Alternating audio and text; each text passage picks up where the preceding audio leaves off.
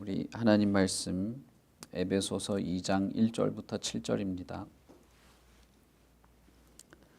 신약 성경 에베소서 2장 1절부터 7절 제가 봉독하겠습니다. 그는 허물과 죄로 죽었던 너희를 살리셨도다. 그때의 너희는 그 가운데서 행하여 이 세상 풍조를 따르고 공중의 권세 잡은 자를 따랐으니 곧 지금 불순종의 아들들 가운데서 역사하는 영이라.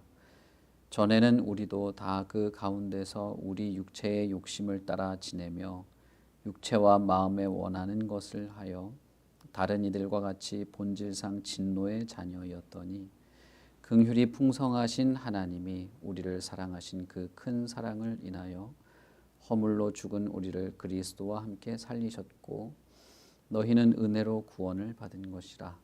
또 함께 일으키사 그리스도 예수 안에서 함께 하늘에 앉히시니 이는 그리스도 예수 안에서 우리에게 자비하심으로써 그 은혜의 지극히 풍성함을 오는 여러 세대에 나타내려 하심이라. 아멘. 바울 사도가 예수 그리스도에 대한 그분의 영광스러운 것에 대한 말을 하고 난 이후에 특별히 그리스도가 교회의 머리이다. 그리고 교회는 그리스도를 머리로 가진다라는 말을 하고 예수 그리스도가 우리를 살리신다는 말을 합니다. 바울의 이런 표현은 다른 성경에서도 볼 수 있는 것이긴 하지만 우리가 바울의 이 표현들을 볼 때 두 가지를 알 수가 있는데, 하나는 예수 그리스도를 하나님이 살리신다는 것입니다. 그리고 우리를 그리스도께서 살리신다고 묘사했다는 것이죠. 물론 다른 성경에서는 그리스도를 살리신 아버지가 우리도 살린다, 그리스도와 함께 우리도 살린다라고 했고, 골로새서에서도 그랬고 로마서에서도 그렇게 말하고 에베소서도 사실은 그렇게 말합니다. 그러나 그리스도에 대해서 그가 얼마나 영광스러운 분이신가, 하나님 보좌 오른편에 앉아 계신 분이다. 그리고 그분이 교회의 머리가 되고 교회는 그를 머리로 하여서 머리이신 그리스도로부터 모든 것을 공급받는다는 말을 하고 난 이후에는 그리스도야말로 우리를 허물과 죄로 죽었던 우리를 살리셨다라고 말하는 것입니다. 우리가 읽은 에베소서 2장 1절부터 7절 사이에 이 내용은 에베소에만 있는 내용이 아니고 다른 여러 서신에서도 말하고 특별히 로마서에서도 말하는 내용입니다만, 에베소에 있는 내용은 다른 골로새나 로마서에 있는 내용과는 다른 특징이 있는데, 그것은 골로새서도 그렇고 로마서도 그렇고 그리스도께서 우리를 살리시는 것, 그리고 살리신 우리를 그리스도 안에서 우리가 하나님의 보좌에 함께 앉게 되는 것을 미래에 있을 일로 묘사한다는 것이죠. 그러나 에베소서는 이것이 이미 이루어진 것으로 묘사를 합니다. 그래서 2장 1절에는 허물과 죄로 죽었던 너희를 살렸다라고 말하는 것이죠. 그리고 이렇게 살린 하나님, 살린 그리스도께서는 함께 일으키시고 예수 안에서 함께 하늘에 앉히신다라고 말한 것입니다. 미래에 있을 일로 말한 것이 아니라 이미 확정된 것처럼 말하는 것이죠. 우리는 성령께서 인치시는 분이라고 하는 것도 알고 있습니다. 어떤 면에서는 성령께서 그의 마지막 활동과 약속들에 대하여 우리가 확실히 믿도록 하기 위한 확증, 보증으로서 인치신다라고 하는 것으로 우리가 이해해도 할 수 있지만, 그러나 시간을 초월하시는 하나님의 역사 안에서는 이것이 마치 이미 성취된 것으로서 우리에게 말씀하실 때 그런 면에서 인을 치는, 확증하시는 것으로 생각할 수도 있는 것입니다. 지난번에도 말씀드렸던 것처럼 우리의 구원은 확실합니다. 그런 면에서 성경은 이미 우리가 종말론적으로 이 세상의 마지막에 이미 성취된 것처럼 묘사하기도 하고, 그러나 앞으로 우리가 계속해서 그것을 향하여 나아가야 할 것으로 말하는 이 두 가지 시제를 동시에 씁니다. 그것은 그리스도께서 우리를 살리시는 것이 너무나 확실하기 때문에 이미 살렸다라고 말할 수 있는 것이기도 하지만, 우리를 살린 그것은 어떤 한순간에 벌어진 사건일 뿐 아니라 일평생에 걸쳐서 우리가 추구해야 될 것이기도 하기 때문에 미래적이고 현재적인 시제로도 말하는 것이죠.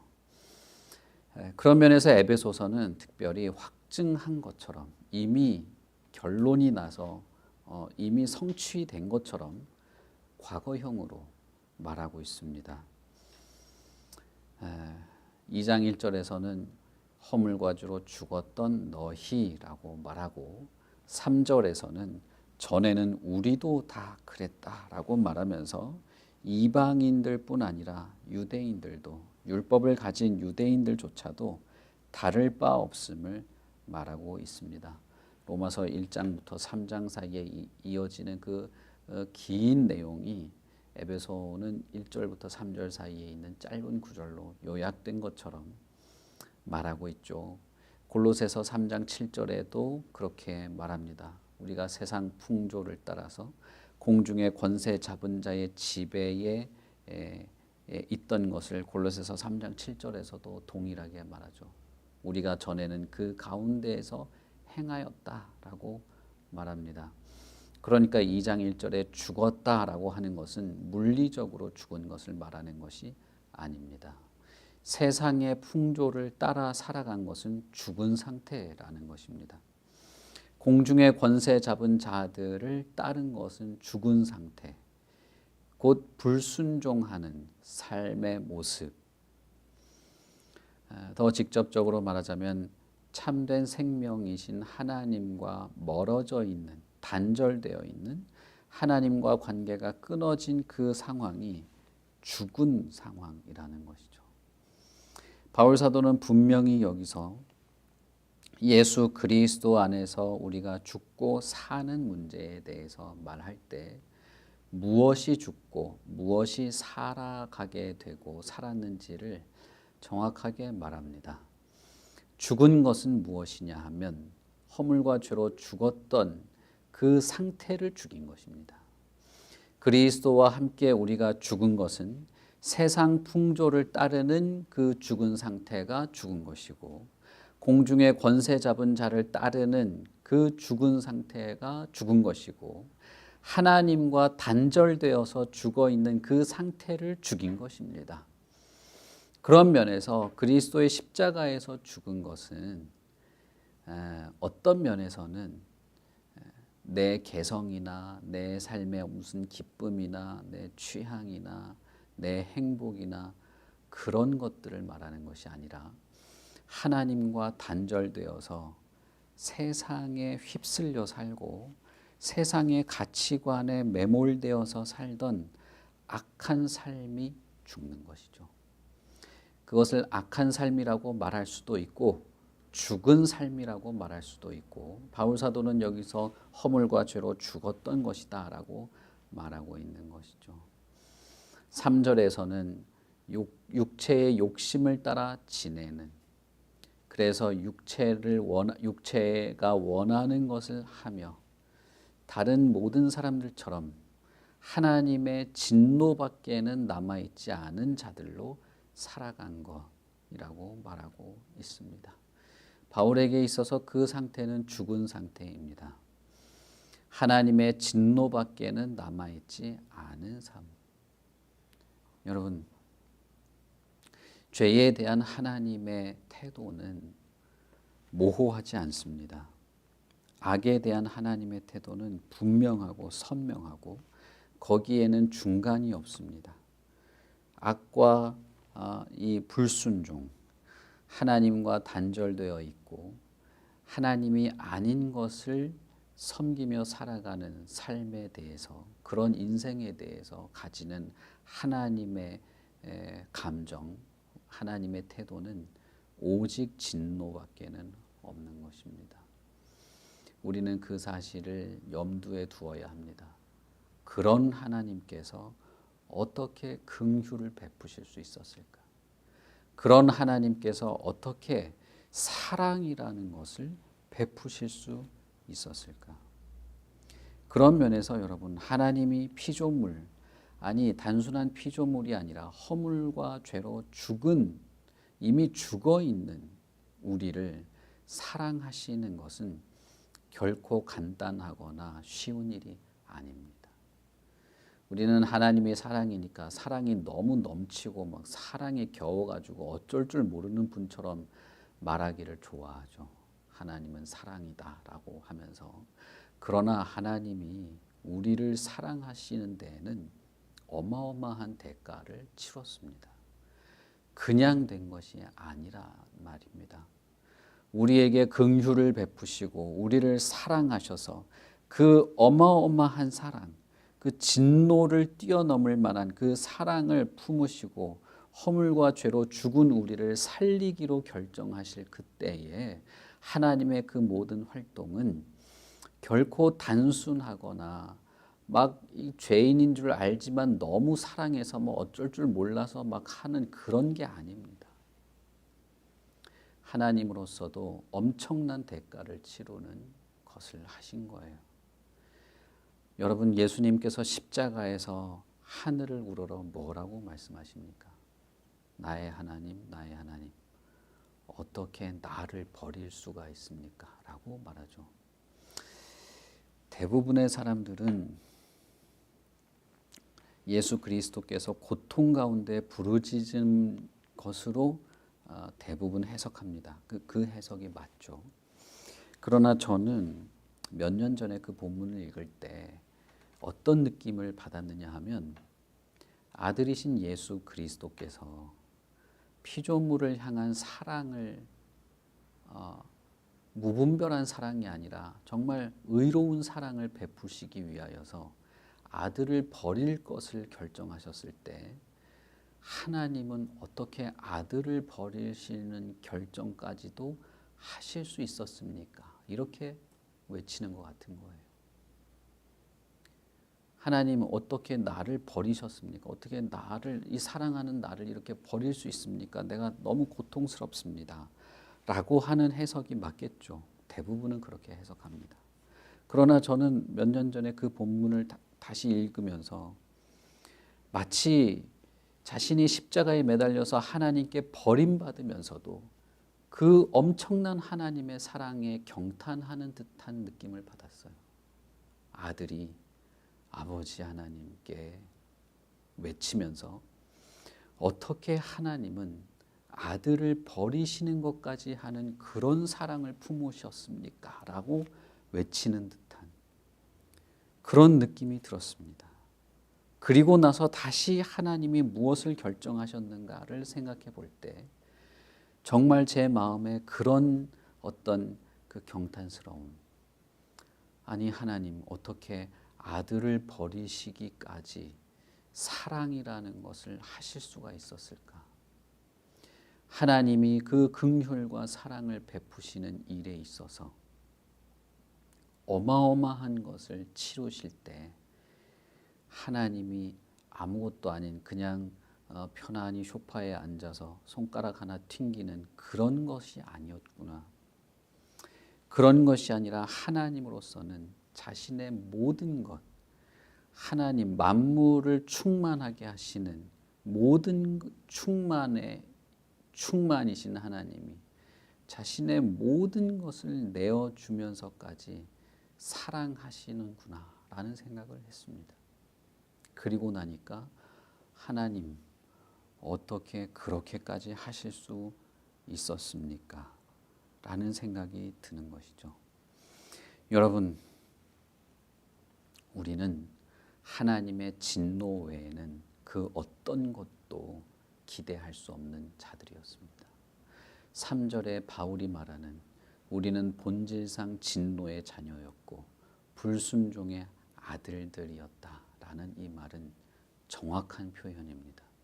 이것 외에 다른 어떤 가능성도 없었어요.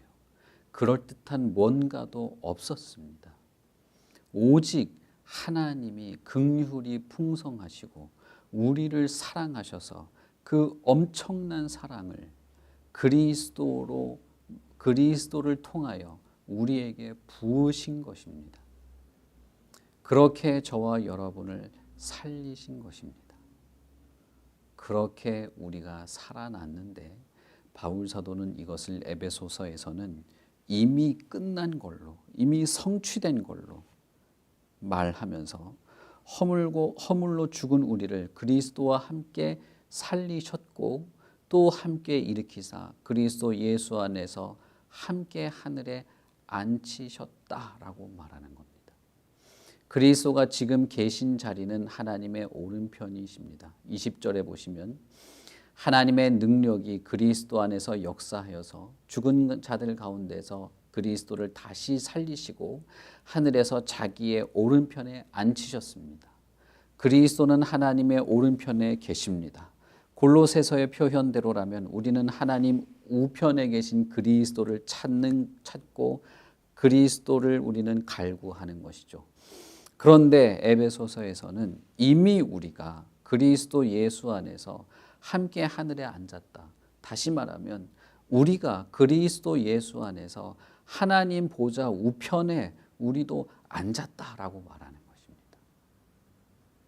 이미 성취된 것처럼 말하는 것이죠. 로마서나 골로새서에서는 예수 그리스도께서 다시 올 때 우리의 생명이 그리스도 안에서 영광스럽게 드러날 것이다 라고 말했지만 에베소서는 이미 된 것처럼 그렇게 말하는 것입니다. 그리고 7절에서 이는 그리스도 예수 안에서 우리에게 자비하심으로써 그 은혜의 지극히 풍성함을 오는 여러 세대에 나타내려고 그렇게 했다는 것입니다.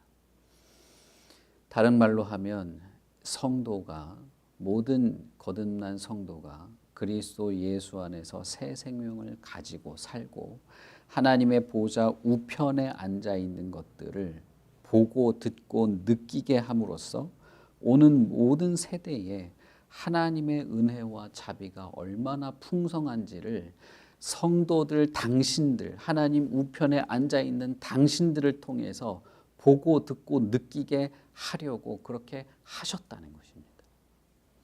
이것이 교회의 머리가 그리스도라는 말이에요.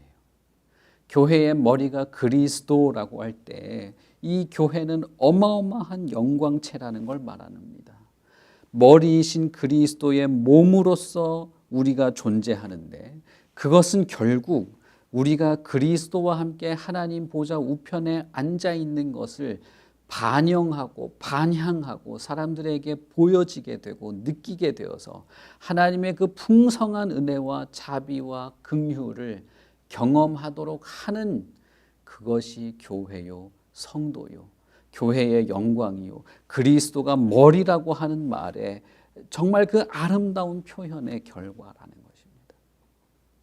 여러분 우리는 이것을 깊이 마음에 품고 우리가 정말 그렇게 살아가야 합니다.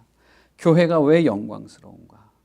교회의 머리는 그리스도라는 말을 할 때 우리는 정말 어떤 마음의 감정과 어떤 마음의 중심을 가지고 있을까?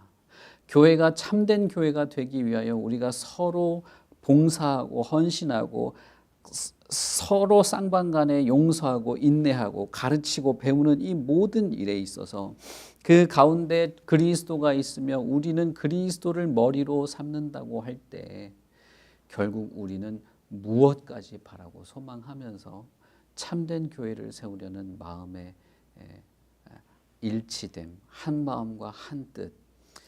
빌립보서에서 계속해서 빌립보서부터 시작해서 골로새서까지 반복하고 있는 그 말이 과연 무엇인가라고 하는 것을 우리는 정말 염두에 두어야 합니다.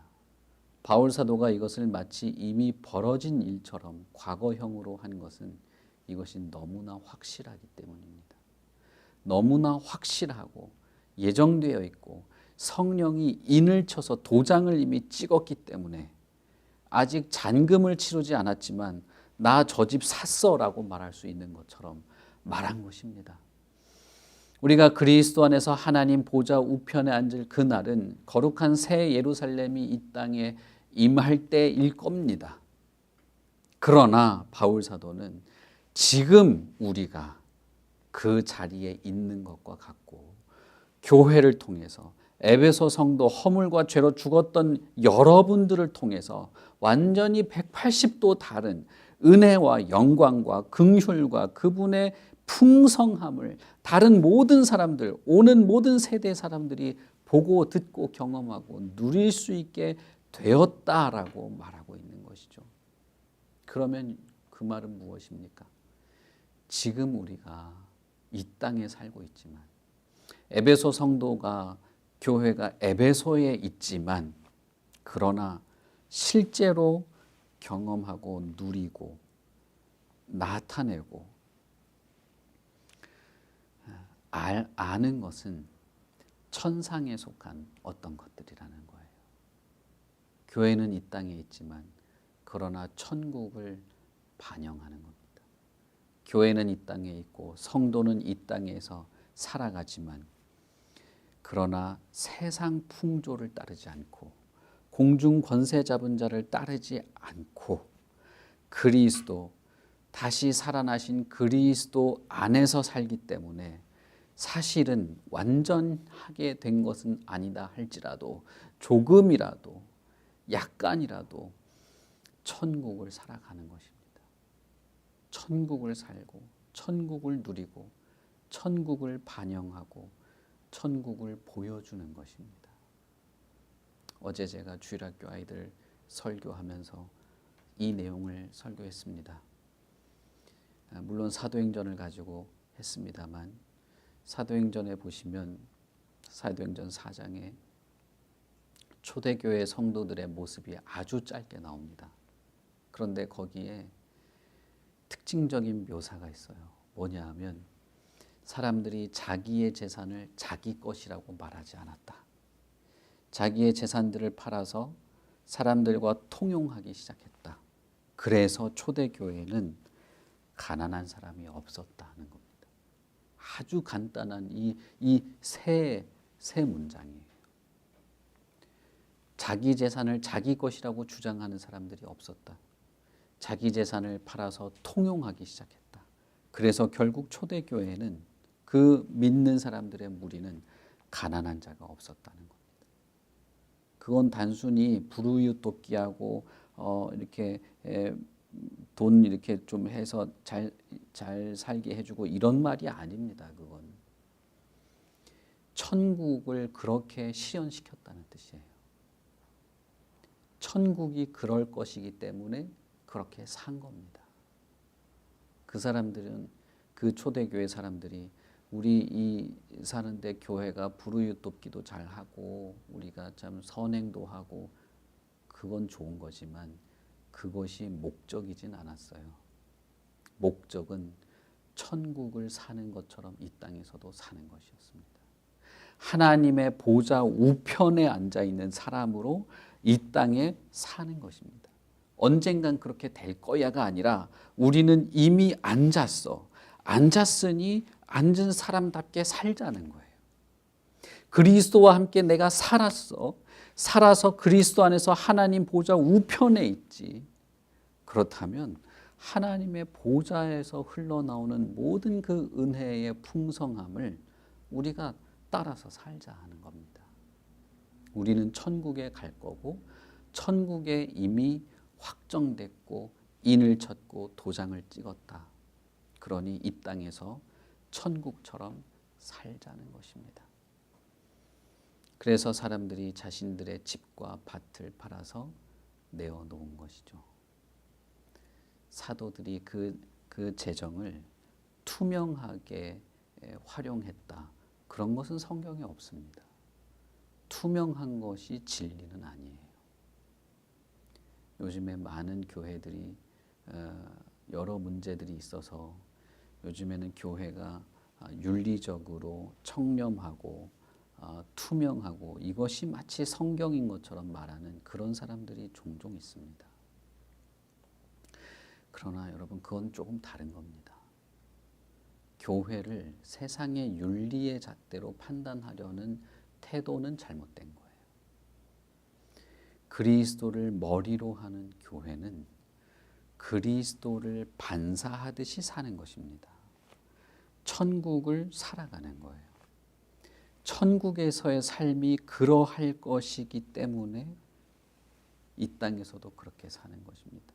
우리가 방금 420장 찬송 부른 것처럼 바울 사도는 그것을 확신하고 있었습니다. 당신들이 허물과 죄로 죽었던 사람들이라는 것도 확신했고, 그러나 그리스도께서 당신들을 살렸다는 것도 확신했고, 하나님 보좌 우편에 앉았다는 것도 확신했습니다. 그리고 그것이 오는 여러 세대에 하나님의 지극히 풍성한 은혜를 경험하게 할 것이다 라고 하는 것도 확신했습니다. 여러분, 이것이 그리스도가 머리인 교회인 것입니다. 다른 것이 아니겠죠. 여러분, 우리는 확신할 수 있을까요? 아니, 확신하고 있을까요? 저는 우리는 이것을 확신할 수 있고 확신하는 것이고, 그 확신 속에서, 확실한 믿음 안에서 우리도 천국을 살아가는 자들이라고 믿습니다. 교회, 참된 교회, 그리스도를 머리로 하는 교회, 그 교회에서 벌어지는 온갖 은혜롭고 풍성한 자비를 우리는 기대하고 마땅히 소망하고 그걸 기꺼이 드러내게 될 것입니다.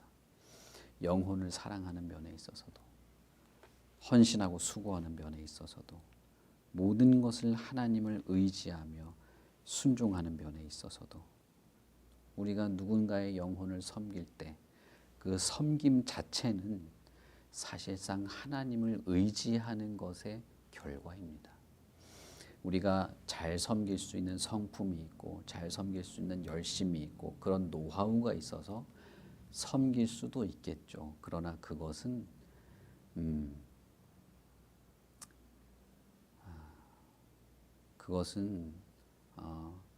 자신의 열심과 성품이 근거가 될 때는 함정에 빠질 수도 있는 것이에요. 우리는 하나님을 의지하기에 누군가를 섬기는 겁니다. 하나님을 의지하기 때문에 실망과 근심과 걱정과 두려움과 불안함이 아니라 확신을 가지고 섬기는 것입니다. 그 영혼에 하나님의 지극히 풍성한 은혜가 있을 것이라고 하는 확신과 감사와 기쁨으로 섬기는 것이지, 늘 근심과 걱정과 불안함과 어떻게 해야 될지 모르는, 이게 언제 끝날지 모르는 그런 막막함 속에서 하는 것은 아닌 겁니다. 바울 사도는 긍휼이 풍성한 하나님, 그 하나님이 우리를 사랑하신 그 큰 사랑 때문에 오직 진노밖에 없었던 우리에게 생명이 있다라고 확신 있게 말했습니다. 이 확신이 어디서 왔을까요? 바울이라는 사람의 성품? 그 사람이 참 성격이 대쪽 같아서 이런 말을 했을까요? 아닙니다. 성경을 보십시오. 이 사람이 이렇게 확신한 것은 하나님의 그 큰 사랑 때문입니다. 하나님의 사랑이 너무나 크고 대단하기 때문에 확신할 수밖에 없었던 거예요. 여러분, 이것은 사실은 저에게도 하는 말입니다.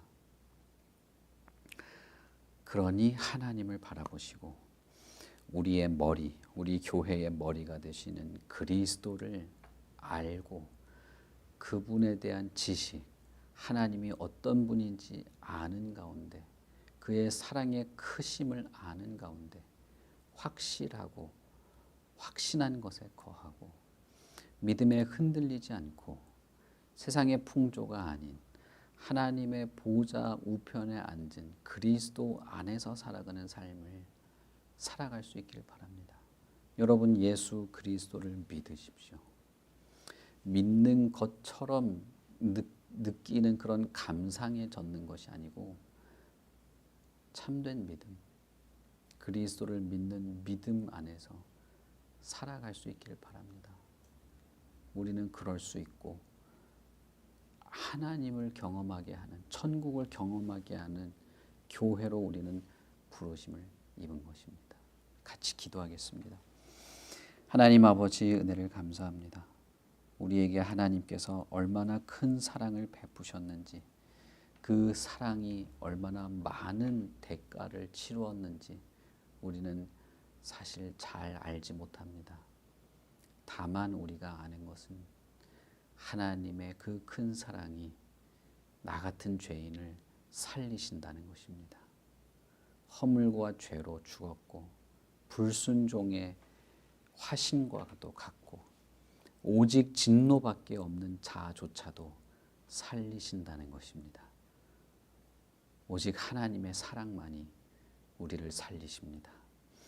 그리고 단순히 그 사랑이 베풀어진 정도가 아니라 우리를 하나님의 보좌 우편에 앉히시기까지 이미 확정하시고 약속하시고 인을 치셔서 믿고 확실한 것에 거하게 하셨습니다. 그런 면에서 우리는 그리스도의 몸이고 그리스도는 우리의 머리가 되시는 줄 믿습니다. 우리는 그리스도로부터 오는 모든 은혜롭고 풍성한 것을 누리고 느끼고 알고 더 깊이 경험해 갑니다. 하나님이여, 우리의 모든 하루의 하루 삶이 그렇게 되게 하여 주시옵소서. 메마르거나 멀어지거나 소원해지거나 실족치 말게 하시고 언제나 하나님 보좌 우편에 계신 그리스도를 바라보며 그분으로부터 오는 온갖 은혜의 풍성한 것들을 알고 누리며 살아가게 하시고 우리가 이미 하나님 보좌 우편에 앉았다라고 확신 있게 말한 그것처럼 우리에게 주신 구원의 은혜를 우리가 누리고 드러내고 경험하고 또 경험하도록 하는 그런 거룩하고 아름다운 교회로, 그리스도의 몸된 교회로 살아가게 하여 주시옵소서. 세상의 초등학문 같은 것에 휘둘리지 말게 하시고 세상 풍조와 어울려 살아가는 것에 다시 우리의 마음이 빼앗기지 말게 하시고 그리스도의 복음과 영혼 구원에 비추어 볼 때 아무것도 아닌 것에 빠져서 성도들과 다투지 않게 하여 주시고 우리가 오직 한 마음으로 한 뜻으로 거룩하고 참된 교회로 세워지도록 그렇게 하시고 오늘 하루에 우리의 모든 삶이 참되고 거룩한 하나님의 은혜, 우리를 살리시는 그 큰 사랑의 은혜 안에 살게 하시옵소서. 감사합니다. 예수님 이름으로 기도합니다. 아멘. 하늘에 계신 우리 아버지여, 이름이 거룩히 여김을 받으시오며 나라의 임하옵시며 뜻이 하늘에서 이룬 것 같이 땅에서도 이루어지이다. 오늘날 우리에게 일용할 양식을 주옵시고 우리가 우리에게 죄 지은 자를 사하여 준 것 같이 우리 죄를 사하여 주옵시고 우리를 시험에 들게 하지 마옵시고 다만 악에서 구하옵소서. 대개 나라와 권세와 영광이 아버지께 영원히 있사옵나이다. 아멘.